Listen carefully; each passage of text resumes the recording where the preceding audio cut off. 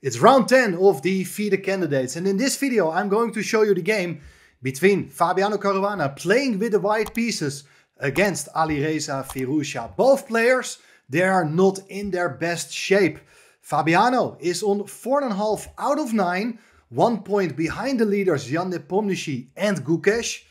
And Alireza Firouzja is even 1 point behind Fabiano, so he's on 3.5 out of 9. But there are still 5 more games to go, and the winner of this game still will have a reasonable chance trying to fight for the first place, because only that is what really matters in this event.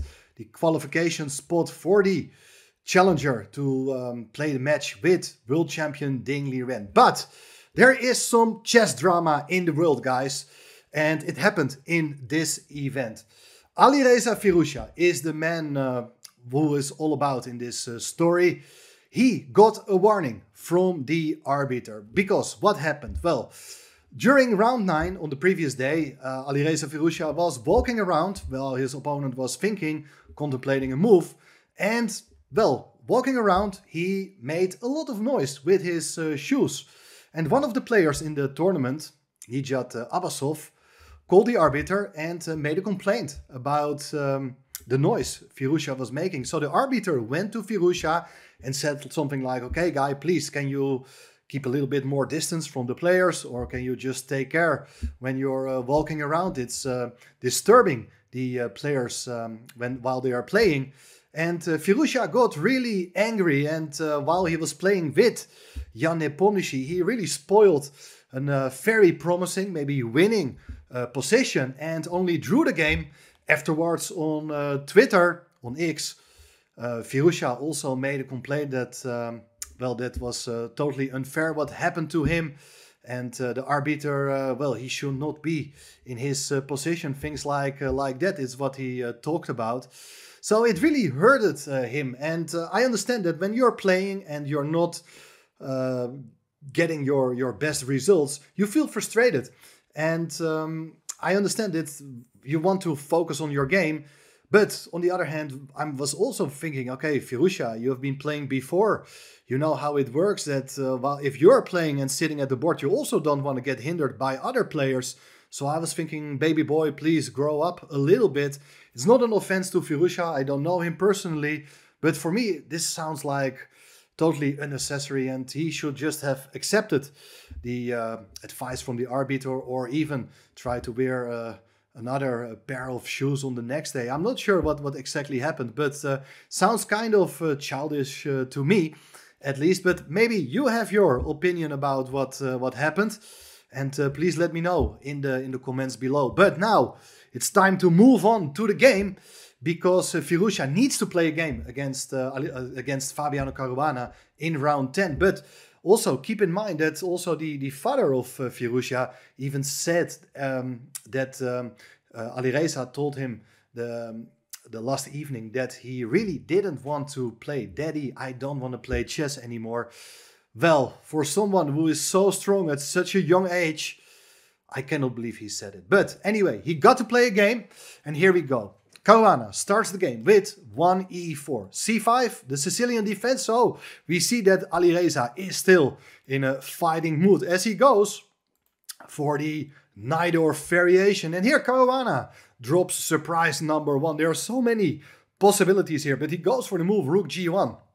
Very trendy system, preparing the advance of the g-pawn, coming to g5 to kick the knight away. And here again, various options for black, but Alireza Firouzja played here the move h5, which is one of the main continuations, discouraging white from playing that move g4. And h5 is an idea which has been played by the biggest Najdorf expert out there, Anish Giri. But now, the first biggest, well, it was already a big surprise on the previous move, but now the real novelty, as here Caruana deviates from a game Magnus Carlsen played last year against Firouzja. In that game, they followed bishop g5. But here the novelty is bishop c4. Well, the bishop used to go to c4 on the previous move back in the 80s and 90s. It was a very popular and aggressive system.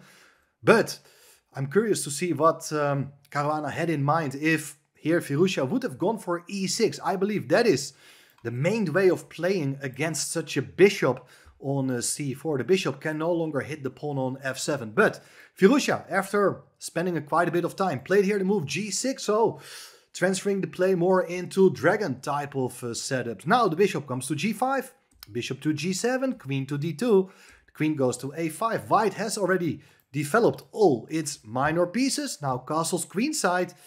Here, knight to c6 is played, offering the exchange of knights. And Caruana, well, decides here to go for the move knight b3 to attack the queen.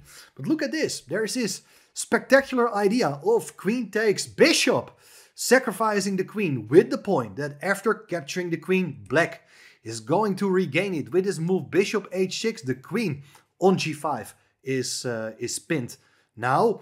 But white, of course, is going to defend the queen. There's no way to save the queen. But if you're going to take on g5, well, you're going to take back. And, well, it's still a little bit unpleasant for black. You're attacking the knight on f6. The knight got to go away, and probably white's going to follow up with f4. There's quite a nice space advantage, but we are not getting to see this sort of mating attack we were all hoping for. But let's go back, because here Firouzja was also thinking, I don't have to take yet on g5, because the queen is pinned. He played here the move bishop e6, but this is fascinating stuff, because both players are overlooking a key idea in this position. Black is offering the exchange of bishops, and if white would have gone here for this move, taking on e6, it's not a game's continuation, we will get to see what happened in the game, but this is amazing, guys. After f takes e6, the main point white can play here is sacrificing the pawn with the move e5. This is really spectacular. There are a number of ideas. First of all, you can take the queen, but after h takes g5, you're attacking the knight in this way. If the knight goes away, you take on d6 and black's position is falling apart. White is winning the pawn on d6. The alternative is to take with the knight on e5. But in that case, there would follow the move f4, breaking the pin. Because now the queen is no longer pinned. White is threatening to move the queen away. And if you do take on g5, it's h takes g5, attacking both the knights. And white will therefore win a piece. This is a remarkable tactic, not often seen. So that's why probably it was overlooked by both players. I should mention, by the way, that if you do take with the pawn on e5, well, there is queen takes h6. Now you're giving back the queen anyway. But after rook takes, the knight comes into c5. It does hit both these weaknesses. Look also at this pawn formation. Triple pawn, isolated triple pawn on the e-file. But in a position like this, white is having a fantastic position with great ideas to regain the material and just to impose new threats on black's pieces. Well, anyway, it didn't happen. Fabiano played here the move bishop e2, keeping pieces on the board, but after king f8, the pin is still there. Knight goes to d4, the knights are getting swapped, and still you may take on g5, but Alireza first gets the rook to the c-file. White goes for the move f4. Okay, now the threat is, of course, to take the queen. So, bishop takes g5, h takes g5, knight to g4. How should we evaluate this queenless middle game? I would slightly prefer white here, thanks to a space advantage, but should be said, though, that black is pretty solid. Has ideas to put a king on g7 and to connect the rook, so it's not clear how white should break through. But white continued here with a move rook to f1. So it's clear that he's hinting at ideas like f4, f5 to kick this bishop out. So the bishop goes back to d7, anticipating that pawn move. Because now if you ever play this move f5, the knight always gets a beautiful square on e5. So here instead white activates the king. The king controls the e3 square, is ready to come to the center. Black played the move bishop to c6.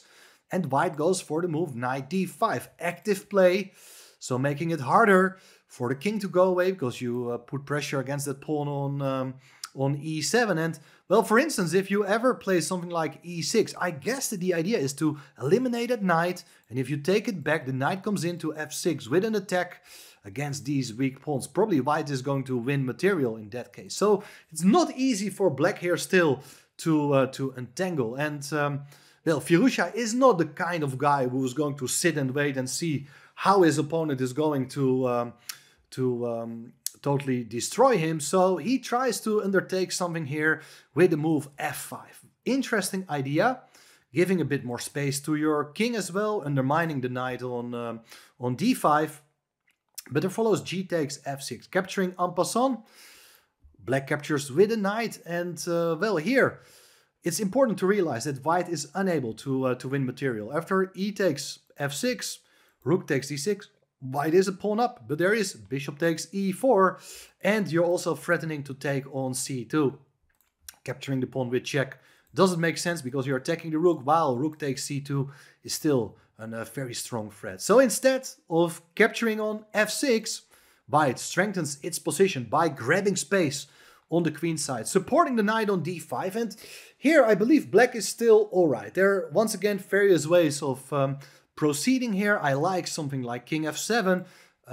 You're keeping everything defended, but possibly black didn't like this move because you're still standing with your king on the file of the rook. So what to do? If you do take on d5, then white does get a very nice pawn center with more space, so probably white is still a bit better here as well. But look at this, now things are heating up because Firouzja is a machine of calculation. He just played here the move king g7, offering that pawn on e7. Knight takes e7, white takes the pawn, but now it's knight takes e4 with check. So the king got a move. The king goes to very good square. It goes back to d1, getting out of all sorts of checks. It's pretty safe here. And well, white is still threatening to take both the rook and the bishop. So where to go with these pieces? Well, rather than moving the rook away, Firouzja said, okay, I'm going to play here knight g3. I'm setting up a counterattack against that other rook. And possibly there's this idea to take on e2 as well. For instance, if you do take on c8, knight takes f1, bishop takes f1, rook takes c8. White is able to win a pawn here with rook takes d6. But after rook f8, black generates a lot of counterplay by attacking the pawn on f4. And if you defend it, well, there's g5. This pawn on f4 is pinned. So things are looking absolutely okay for black. So keep in mind, Fabiano as well as Firouzja, they are both in a need of a win. This is basically their last chance to get back into the tournament. So Fabi wants to maintain the tension. Played here the move, rook to e1. So that if you do take on e2, it's rook takes e2. And probably this is still okay for black. But practically, I'm not sure how easy it is. One line I want to show you how black could maintain the balance is very instructive. This was all not played. Black didn't capture on e2. But if you do play rook d8 to defend the pawn, and now let's say you take on c6, rook e2, you're attacking the pawn on d6. Now rook f8 again, looking for counterplay. If you go g3, now the rook comes in to e8. And this is how you should play rook endgames, guys. Don't care about such a pawn on d6. You're ready to sack it. And then rook e3, you're getting in with your rook. And after rook takes c6, rook takes g3, you may even lose another pawn. But this h pawn is faster than white's pawn. So probably black is having enough counterplay in a rook endgame like this. But it was not played in the game. Instead, they follow the move knight f5. The knight defends the pawn, hits the rook, hits the knight on e7. So knight takes f5, g takes f5. Here again, the pawn on d6 can be taken, but don't take the pawn on g2 here. There is rook to g1 and you're losing the bishop. Rook takes d6 was not played by white, not because of bishop takes g2, but I think h4 is a very nice defensive idea to fix that pawn on g2. And later, if you have the chance to take on g2, this idea with rook g1 no longer works because of h3 and the h pawn is almost becoming a new queen. So instead of taking the pawn, white played bishop to d3, attacking a new weakness here on f5. That is a nice idea, while at the same time you're activating your rook as well. Black played here the move rook c to f8 to defend the pawn on f5. Now it is rook takes d6. White is a pawn up. And if you do take on g2, there's always this idea with rook g1. Don't forget it. But black played a much better move. Rook f6, great defensive idea. If you take on f6, the king defends the pawn, and black seems to be doing okay. You can play rook e5, take on g2, take on f5. king goes to the weaker side. And here, once again, I think the h-pawn is a great source of counterplay for black. So, instead, after rook f6, white played here this move, c5, to protect the rook on d6. And here, white is saying that, okay, if you do exchange on d6, I do get a passed pawn. But nevertheless, this is probably the key moment in the game. This is what black should have done anyway. After something like rook d8, you're intending to wrap up the pawn on d6. Now, a critical line is that if you take on f5, rook takes d6, king goes to c2, and now after bishop takes g2, you're no longer winning that bishop on g2. Well, you do win the bishop, but there is still the move king f6, so that after rook takes, there's king takes f5, and the game is petering out into a 2 versus 2 on one wing. This is a draw. There were other ways of playing, but it seems to me that after rook takes d6, black should be able to maintain the balance. But we should not forget about the time situation. Both players are on move 30 and only a few minutes left to reach the time control. This is an extremely tense double rook endgame with bishops still on the board. Here we go. Black play the move h4, ready for some counterplay. But here the rook comes in to e7 with check. The king goes to g6 to keep the rook defended. And now look at this. The rook gets back to e5 with ideas of taking on f5 very soon. Either first taking on f6 and then on f5. But here you see that the pawn on f5 is a serious weakness as well. There are a lot of options, but in the end, Firouzja decided to keep that pawn defended with the move rook to h5. I'm not sure. I don't like it at all. This rook feels like it is offside. And here the best way of playing for white was not found by Fabi. He should have gone for rook d8, keeping the rooks on the board. The rook is super active here on d8, with the point that once again bishop takes g2 can be met by a check, and you're picking up the bishop on g2. Fascinating stuff. Instead, Fabi played bishop f1 to defend the pawn on g2, but it deactivates the bishop. That's not how you would like to play in an endgame. Rook takes d6, c takes d6 played. The rook gets back to h8 with the idea to wrap up the pawn. Rook e6 played here. Well, maybe bishop d3 was also an interesting move, getting active with your bishop here, but rook e6 played. And where should the king go to? This is incredibly difficult to find out being low on time. One thing I know for sure is that king h5 is a huge blunder because of bishop e2, and it's gonna be checkmate. So that is not possible, but probably the king should get back to g7, but instead the king went to f7 to attack the rook. If the rook got to leave, then you're able to attack the pawn, which is no longer defended by the rook in that case. But look at this, bishop to c4. The bishop hits the king indirectly. It supports the rook here. And still, the king may leave the diagonal by going to g7. But here, rook d8 was played. And I think that Firouzja was believing that in case of something like king e2, you can simply capture the pawn on g2, and there's no good discovered check by the rook. So interestingly, there's no way to profit from that placement of the king. However, now the big moment in the game, as white found the way to get a huge advantage. King e1 is a brilliant idea, with the idea to get the king over to f2 to defend that pawn on g2. And the big difference with the move king e2 is that now, if you do take on g2, there is rook e2 with a discovered check. White is picking up the bishop next. Instead, now they follow the move king to g7, but after king f2, there's no longer the possibility to eliminate that pawn on g2. Black now got to deal with a very annoying pawn on d6, and therefore he's technically lost. Black went for the move a5, white goes a3, black goes for the move b5, kicking the bishop away, but there's bishop to d3. Nice technical move, keeping an eye on both the pawn weaknesses on b5 and f5.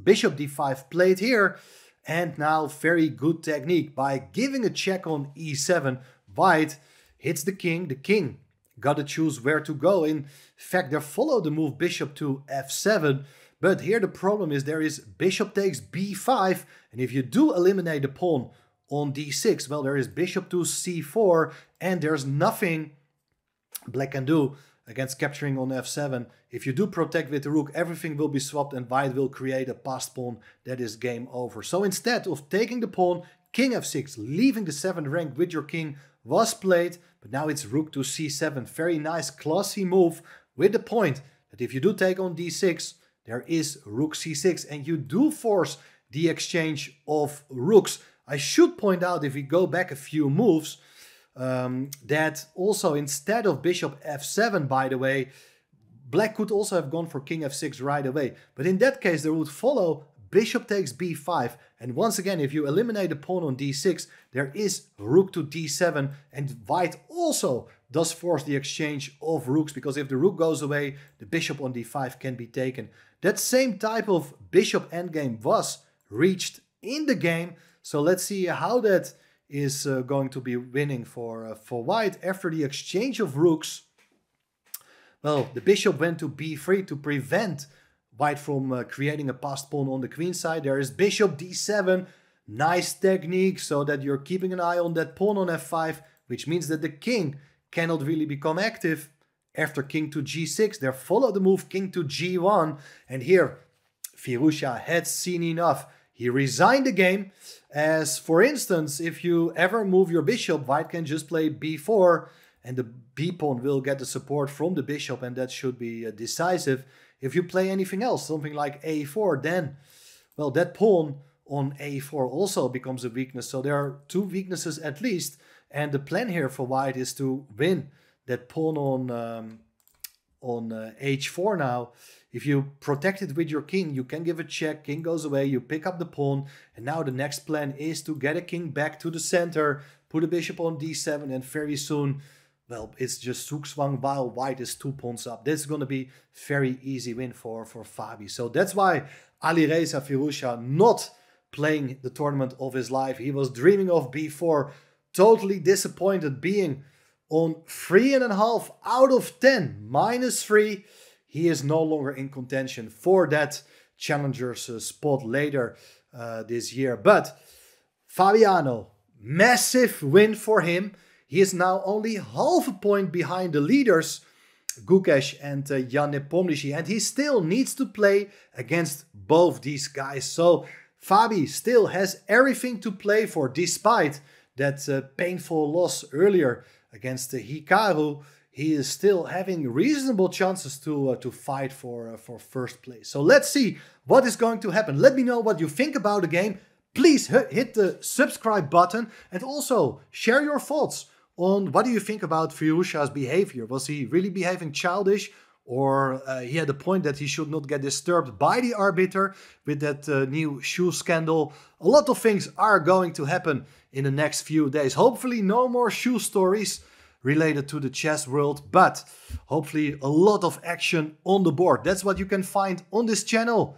Please find your way back to the channel, and please give it a like this video and hit the subscribe button. Thanks for doing so. See you soon. Bye bye.